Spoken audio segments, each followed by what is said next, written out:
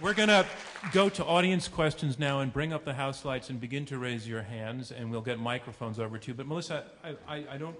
In a way, I think you actually glanced off my question with what you were saying. But Tyler Cowen is arguing that sometimes it's okay to pay for sex. He used the example of sexual surrogates. He used the example, not using the word quadriplegic, but that was implied, that somebody who may not have an opportunity for another sexual experience and therefore hires a prostitute. And he says that in those cases, sometimes it is okay to pay for sex. Right. Wendy Shalit? Yes, I'd like to address that because I think those are really important points that he raised. If you show me anyone, a man who's handicapped, I will give you a man with the same disability who has a woman who loves him. And women are not that superficial. And I'm sorry, there's a lot of women who love men. And if there's somebody who's using prostitution as an excuse, I think that's a problem. And about this issue of that prostitution is really altruism because it's feeding, poor women, and that's part of the diversity. I understand that, but I fail to see how that justifies it from the male perspective. If you really want to be altruistic, just give her a loaf of bread. A question from the middle of the aisle. And I beg you to keep it terse. Oh, yeah. No, of course. Thanks. Hi. So I'm in college, and I remember very distinctly that when I was in middle school, our sexual education was a 3-year program, but there are only so many ways that you can describe, the act of sex. So what we focused on eventually was disease, and I was wondering if anybody on the panel had any opinions about disease in this scenario. Especially, I would like to ask specifically Ms. Barrows about if she had any experiences with this while she was running Cachet. Back when I was in business, there was no such thing as AIDS. Well, there was in the gay community, but no one really heard about it yet because I was out of business in 1984. The way that the upscale call girl business ran back then is the young ladies did not wear condoms. The men didn't wear condoms, and the young ladies couldn't insist on it. If they did not agree to that, then they didn't have to work for us. But the thing is, there was pretty much nobody they could have worked for in the city because that's the way everybody did it. I do have to say that we did have we had a problem with gonorrhea. I paid for all of my young ladies to go to the doctor, and I also called up all of the other agencies that I knew were sort of in my category, and told them that everybody should insist that the clients wear condoms. And what these other women said to me? What do you care about these girls? They wouldn't care this much about you.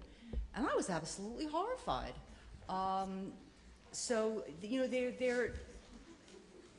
It's true that there are a lot of bad people out there who are running businesses like this, but there are also a lot of people out there, because I'm not the only one, who genuinely care about the girls who work for us and would never, ever, ever put them knowingly in harm's way.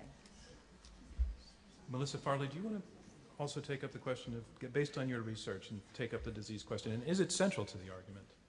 It's not what we hear from women in prostitution that this is their main concern, is even physical injuries. The main concern is to get out and to figure out how to get out. And the thing that causes them the most suffering is the psychological damage that's extremely long-lasting. The bruises, and they even heal from the rapes. So this is what I've heard. I think when someone, could I say one other thing? Yes, about disability? I think prejudice against someone who has a physical or emotional disability is wrong.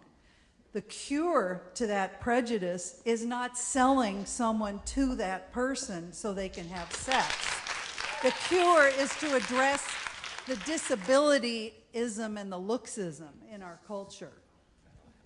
I've told you that you'd be number 2. I'd like to put you to number 3 because I'd like to bring different sexes into the discussion. And there's a gentleman, and you'll be 3rd. Yes, you'll be number 3. My question's for Professor Cowen. There was a case in Germany, I actually don't know what the outcome was, but assuming that this is a country where there's well-regulated prostitution, where a woman was denied unemployment benefits because she had not tried to become a prostitute. So my question for you is, if we're going to have a well-regulated prostitution, is it going to be treated like any other profession? Because if so, obviously every woman always has that alternative and therefore the state can ask women to become prostitutes instead of getting unemployment benefits.